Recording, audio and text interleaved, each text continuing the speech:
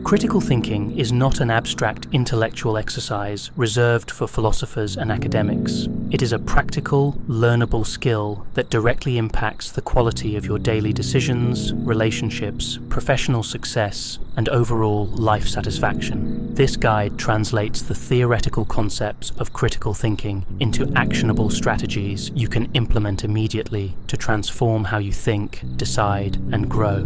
The journey from unconscious thinking to critical thinking mastery requires more than understanding concepts. It demands deliberate practice, self-awareness, and a willingness to challenge comfortable assumptions. This guide provides a structured roadmap for developing these capabilities, complete with specific exercises, daily practices, and troubleshooting strategies for common obstacles. Phase 1. Building your foundation. Developing self-awareness, mapping your mental landscape. Before you can improve your thinking, you must understand how you currently think. Self-awareness is the cornerstone of all critical thinking development. Without it, you're trying to navigate without knowing your starting position.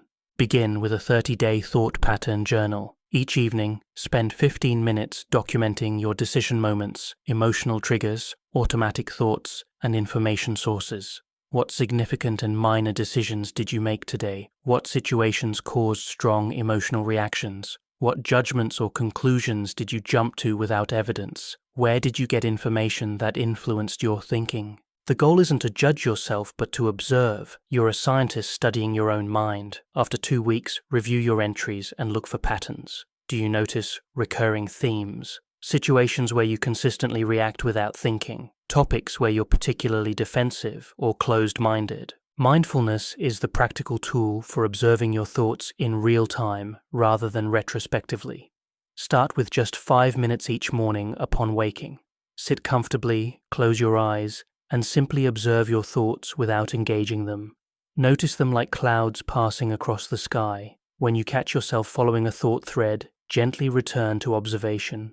Throughout your day, practice the pause. Set 3 random alarms on your phone. When they sound, stop whatever you're doing for 30 seconds and observe your mental state. What thoughts are running through your mind? What emotions are present? Are you operating on autopilot or making conscious choices? This simple practice builds the muscle of self-observation that underlies all critical thinking. After establishing these baseline practices, you'll likely notice uncomfortable truths about your thinking patterns. You might discover that you make snap judgments about people based on superficial characteristics, that you avoid certain types of decisions out of fear, or that you seek information that confirms what you already believe. This discomfort is not a problem to solve, but a sign that you're doing the work correctly. Growth lives in discomfort. Seeking external perspectives on your thinking. Self-observation has inherent limitations because you're using your mind to observe your mind.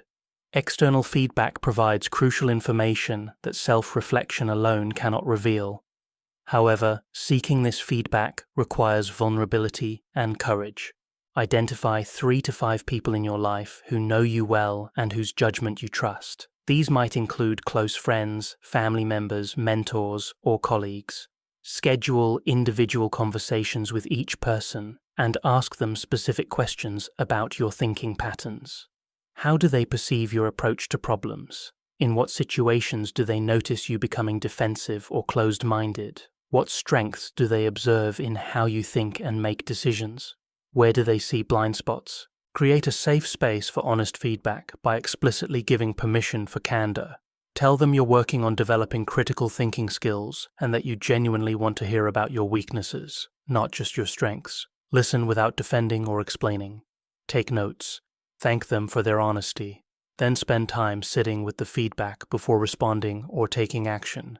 The feedback you receive will likely surprise you. The version of yourself that you present to others differs from your internal experience, and their observations will reveal patterns you couldn't see from inside your own perspective. Some feedback will sting, some will feel unfair. All of it is valuable data about how your thinking impacts others. After gathering this external input, create what might be called a personal thinking profile.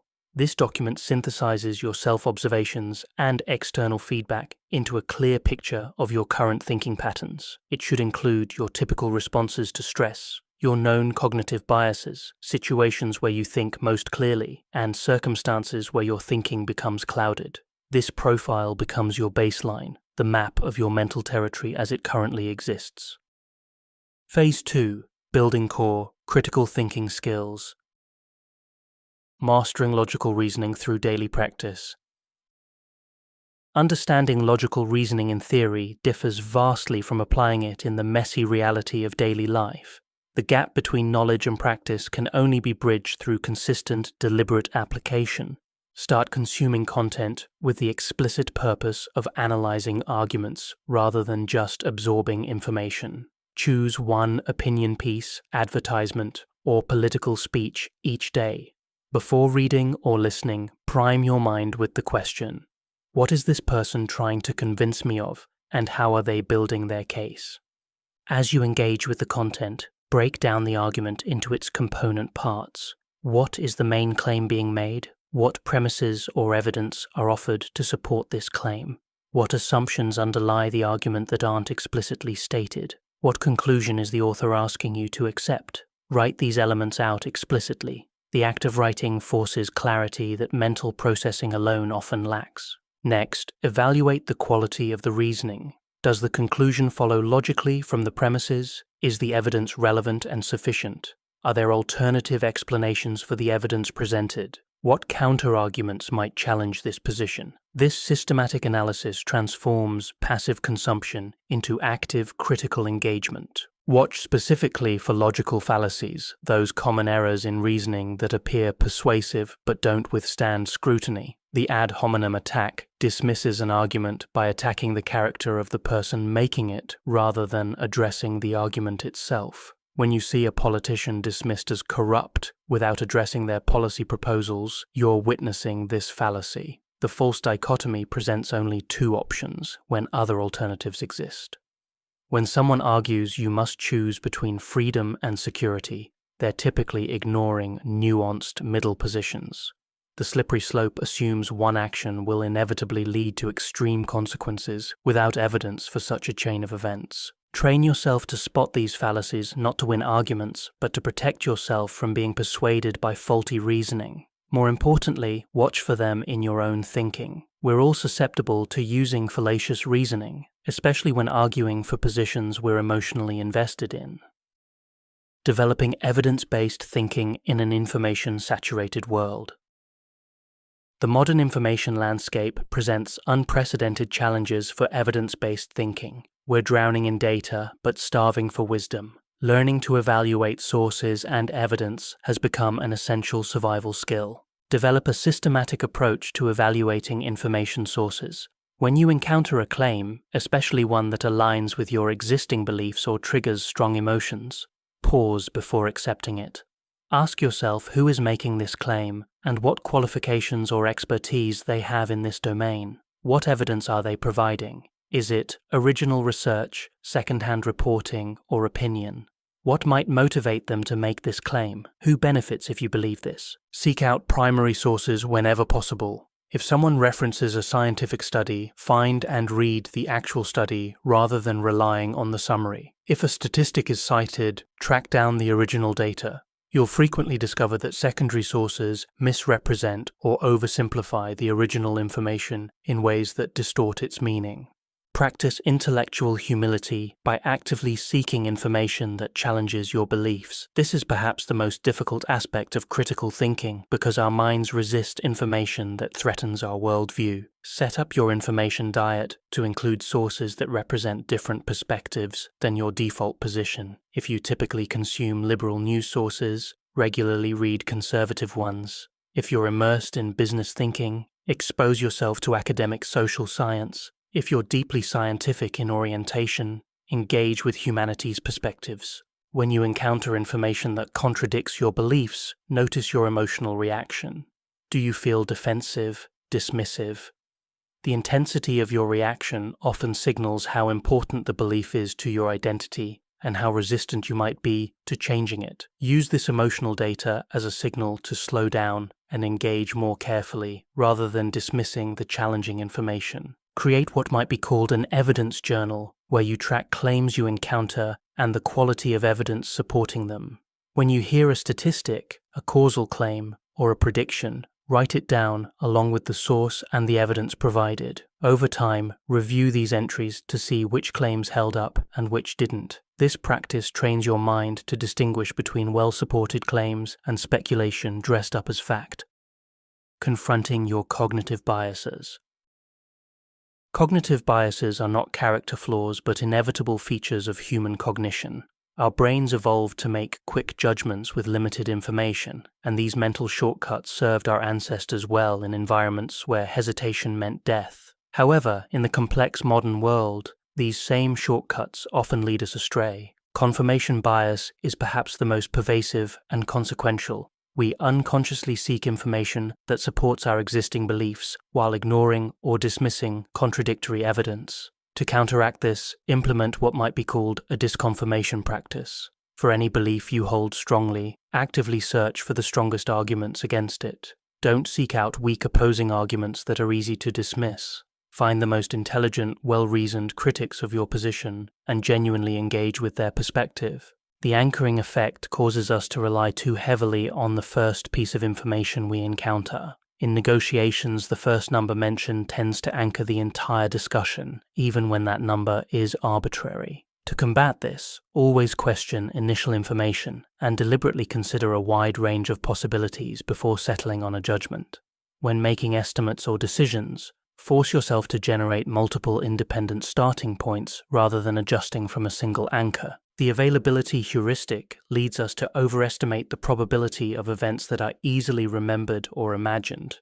Dramatic news coverage of plane crashes makes flying feel more dangerous than driving, even though, statistically, the opposite is true. Combat this by consciously seeking out statistical information rather than relying on what comes easily to mind. When you notice yourself thinking something is common or likely because you can easily recall examples, stop and search for actual frequency data. Create a personal bias tracker. Each week, identify at least one instance where you caught yourself falling prey to a cognitive bias. Describe the situation, the bias at work, and how it influenced your thinking or decision. Over time, this practice increases your ability to recognize biases in real time rather than only in retrospect. Engage in perspective-taking exercises to counteract the bias of seeing your own viewpoint as objective reality. When you hold a strong opinion on a contentious issue, write out the opposing viewpoint in the most compelling way possible. Don't create a strawman version that's easy to knock down. Instead, steelman the opposition by articulating their strongest arguments as if you genuinely believe them. This exercise builds both empathy and analytical rigor. Phase 3. Applying critical thinking to real-world challenges. Systematic problem-solving as a learnable process. Most people approach problems reactively, jumping to solutions before fully understanding the issue. Effective problem-solving requires a more disciplined approach that may feel slower initially, but leads to better outcomes over time. When confronted with a problem, resist the urge to immediately brainstorm solutions. Instead, spend significant time defining the problem itself. Write out a problem statement that captures the core issue without sneaking in assumed solutions. Ask yourself whether the problem you've identified is actually the root cause or merely a symptom of something deeper. Use the 5 whys technique to drill down to root causes. Start with your problem statement and ask why this problem exists. Then take that answer and ask why again. Continue this process 5 times. Often, the problem you initially identified turns out to be several layers removed from the actual root cause. For example, if your problem is that you're always late to work, asking why 5 times might reveal the root cause isn't poor time management, but unresolved anxiety about your job that makes you subconsciously procrastinate. Once you've clearly defined the problem, gather information before generating solutions. Talk to people affected by the problem. Research how others have addressed similar challenges. Look for data that might illuminate the scope and nature of the issue. Cast a wide net at this stage because information gathered now will save time later by preventing you from pursuing ineffective solutions. Only after thorough problem definition and information gathering should you move to generating potential solutions. Use divergent thinking techniques to generate a wide range of possibilities without immediately judging them. Set a timer for 20 minutes and write down every solution you can imagine, including wild, impractical, or seemingly ridiculous ideas. The goal is quantity over quality at this stage because unconventional ideas often contain seeds of innovative solutions. After generating many possibilities, switch to convergent thinking to evaluate and refine them. Create evaluation criteria based on what matters most for this particular problem. These might include effectiveness, feasibility, cost, time required, and alignment with your values. Score each potential solution against these criteria as objectively as possible. Select the most promising solution and create a detailed implementation plan. Break the solution down into concrete steps with specific timelines and success metrics. Identify potential obstacles and develop contingency plans. Assign clear responsibilities if others are involved. Implementation is not the end of the process. Build in checkpoints to monitor progress and evaluate whether the solution is working as intended. Be prepared to adjust your approach based on results. Some of the most valuable learning comes from solutions that don't work as expected, provided you're paying attention and willing to adapt. Making better decisions through structured processes. Decision-making improves dramatically when approached as a systematic process rather than a moment of choice. The quality of your life is largely determined by the quality of your decisions, yet most people give surprisingly little conscious attention to how they make them. For significant decisions, create what might be called a decision document. This written record forces clarity and provides a valuable reference point for future reflection.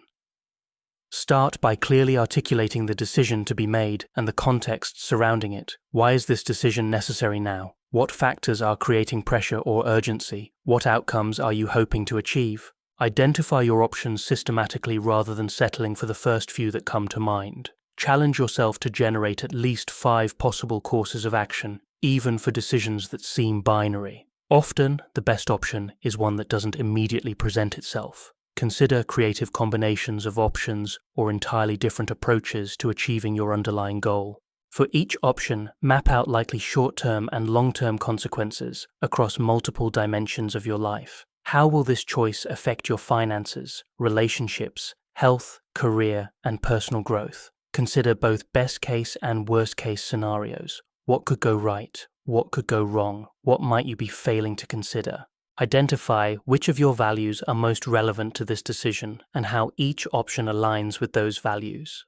Decisions that conflict with your core values often lead to regret, even when they work out practically. Conversely, choices that honor your values tend to feel right, even when they involve sacrifice or difficulty. Seek input from others, but be strategic about who you consult. Different people offer different types of valuable perspective. Some have relevant expertise about the domain of your decision. Others know you well and can offer insight into which choice fits your personality and goals. Still others can play devil's advocate and challenge your assumptions. Be explicit about what type of input you're seeking from each person. Use decision-making frameworks appropriate to the situation. For complex decisions with multiple factors, create a decision matrix where you list options across the top and evaluation criteria down the side. Then score each option on each criterion. Weight the criteria based on importance and calculate weighted scores. This structured approach helps prevent emotional reasoning from overwhelming rational analysis. For decisions involving significant uncertainty, engage in scenario planning. Imagine 3 or 4 different ways the future might unfold and consider how each of your options would perform under each scenario.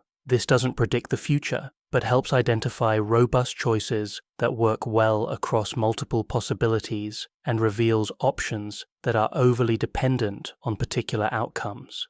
Pay attention to both analysis and intuition, but understand their appropriate roles. Analysis helps you identify relevant factors, evaluate evidence, and spot flawed reasoning. Intuition synthesizes vast amounts of subconscious information and pattern recognition from experience. The best decisions typically combine both. Use analysis to narrow your options and identify key considerations. Then check whether the analytically optimal choice feels right intuitively. If there's a disconnect, investigate what your intuition might be detecting that your analysis missed. Set a decision deadline appropriate to the stakes and complexity of the choice. Some decisions benefit from extended reflection, but many are harmed by excessive deliberation. Analysis paralysis is a real phenomenon where overthinking prevents action. For most decisions, making a good enough choice promptly beats making a perfect choice eventually. After making a decision, document your reasoning while it's fresh. This creates valuable data for improving future decisions. Later, after you've lived with the consequences, review your decision document. What did you get right? What did you miss? What would you do differently? This reflection turns every significant decision into a learning opportunity. Phase 4. Enhancing critical thinking through social engagement. Engaging productively with diverse perspectives. Critical thinking in isolation is like learning to swim without water. The real challenges and growth opportunities come through engagement with perspectives different from your own. However, productive engagement requires intentional practices that run counter to our natural tendencies. Actively seek out people whose perspectives differ from yours, not to argue with them, but to genuinely understand their viewpoint. This might mean befriending people from different political orientations, cultural backgrounds, professional fields, or life experiences. These relationships should not be utilitarian, where you're merely mining them for novel perspectives, but authentic connections, where difference becomes an avenue for mutual growth. When engaging with someone who sees an issue differently, practice what might be called radical listening. This goes beyond simply waiting for your turn to speak. Put aside your mental rebuttals and truly focus on understanding their perspective. Ask clarifying questions that aren't thinly veiled counter-arguments. What experiences led them to this view? What values underlie their position? What evidence do they find compelling? Use the Steele-Manning technique mentioned earlier. After someone shares a perspective you disagree with, articulate their position back to them in its strongest, most compelling form. Do this so well that they say something like, "Yes, exactly." Only after they confirm you truly understand their view should you share your own perspective or concerns. This practice builds both empathy and analytical rigor by forcing you to engage with the best version of opposing arguments. Create regular practices for exposing yourself to diverse viewpoints through media consumption. If you typically read center-left publications, add center-right ones to your diet. If you consume primarily English language sources, seek out translations or perspectives from other parts of the world. If you're immersed in mainstream media, occasionally engage with fringe perspectives to understand what ideas are circulating outside the mainstream. However, engaging with diverse perspectives doesn't mean treating all views as equally valid or embracing a bland relativism where truth doesn't exist. Critical thinking requires the ability to evaluate arguments and distinguish between well-supported positions and poorly reasoned ones. The goal is to expand your understanding before reaching conclusions, not to avoid reaching conclusions altogether. Develop the ability to hold multiple perspectives in mind simultaneously without immediately needing to resolve the tension between them. This cognitive capacity, sometimes called integrative complexity, allows you to see the partial truths and limitations in competing viewpoints. Practice saying phrases like, "I can see how someone might reasonably conclude X, and I can also see how others might reasonably conclude Y. The evidence suggests." This both demonstrates intellectual humility and models productive discourse. Building empathy as a critical thinking tool. Empathy is often dismissed as a soft skill separate from rigorous thinking, but this misunderstands its role in critical analysis. Empathy is the capacity to understand situations from another person's perspective, and this understanding is essential for evaluating arguments, anticipating consequences, and making wise decisions involving human factors. Practice perspective-taking exercises regularly. When you encounter someone whose behavior puzzles or frustrates you, pause and imaginatively inhabit their perspective. Given their knowledge, experiences, values, and current circumstances, does their behavior make sense? This doesn't excuse harmful behavior, but it builds understanding of why people think and act as they do. Read fiction deliberately chosen to expose you to experiences far removed from your own. Well-written fiction is a technology for experiencing lives you'll never live, and this vicarious experience builds your capacity to understand perspectives different from your own. Pay attention not just to plot, but to how characters think, what they value, and how their circumstances shape their choices.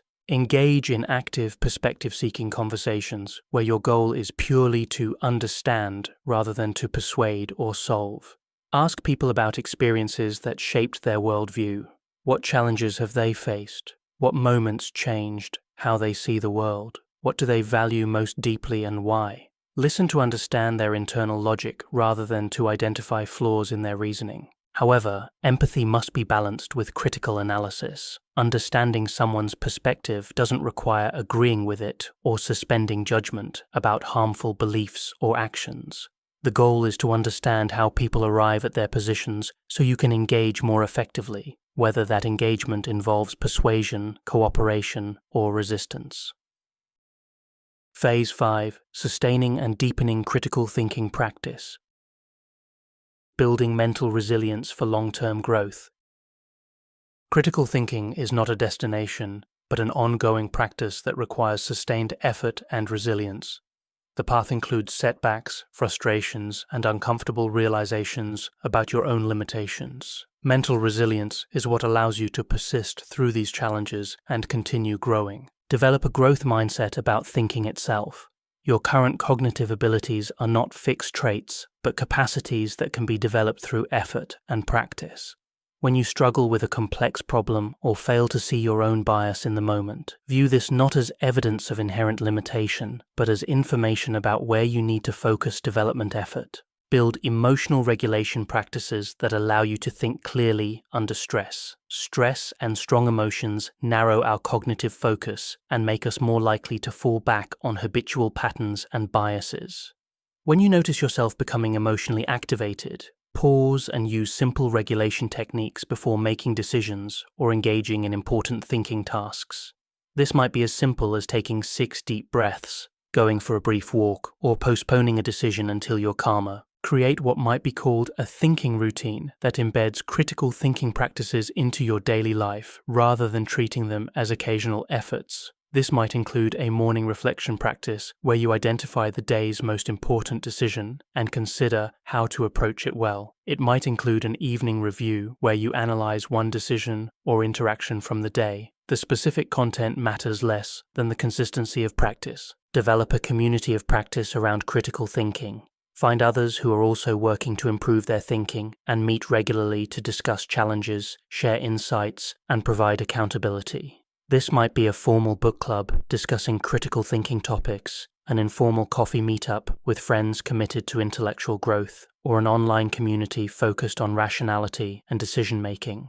Celebrate progress in your critical thinking development, even when that progress takes the form of recognizing mistakes more quickly. If you catch yourself engaging in confirmation bias after 2 days, rather than never recognizing it at all, that's genuine progress. If you notice yourself becoming defensive when challenged and can sometimes catch and correct that reaction, that's growth. The standard is not perfection, but directional improvement over time. Creating systems for continuous improvement. Critical thinking skills erode without regular practice and deliberate attention to growth. Create systems that sustain your development over the long term, rather than relying on motivation or willpower. Schedule regular reviews of your thinking patterns and practices. Every month, spend an hour reviewing your decision journal, bias tracker, and other reflection documents. What patterns do you notice? Where have you improved? Where are you stuck? What new practices might help? Adjust your routines based on these insights. Set specific, measurable goals for developing particular aspects of critical thinking. Rather than vague aspirations to think better, commit to concrete targets like identify and analyze 3 instances of logical fallacies each week, or seek out and genuinely engage with at least 2 perspectives that challenge my beliefs each month. Track your progress and celebrate milestones. Build feedback loops that provide information about the quality of your thinking and decisions. This might involve tracking predictions you make and later checking their accuracy. It might include asking trusted others to point out when they observe you falling into known patterns. It might involve reviewing past decisions with the benefit of hindsight to identify what you missed. Deliberately practice in areas where your thinking is weakest. If you struggle most with decisions involving numerical data, seek out opportunities to practice quantitative reasoning. If you have particular difficulty managing emotions when discussing politics, gradually expose yourself to political discussions with increasing stakes. Growth happens at the edge of your comfort zone, not deep within it. Integrate critical thinking development with your existing goals and challenges rather than treating it as a separate self-improvement project. If you're working on career advancement, apply critical thinking skills to analyzing opportunities and making strategic decisions. If you're focusing on health, use evidence-based thinking to evaluate wellness claims and design effective interventions. This integration makes critical thinking practice immediately relevant and useful. Navigating common obstacles and plateaus. The path to critical thinking mastery inevitably includes obstacles and periods where progress seems to stall. Understanding common challenges helps you persist through difficult periods. One common obstacle is the discomfort of increased awareness without yet having developed the skills to consistently think differently. As you become more aware of your biases and thinking errors, you might go through a period of heightened self-criticism or paralysis. This phase is normal and temporary. The gap between awareness and skillful action closes through practice.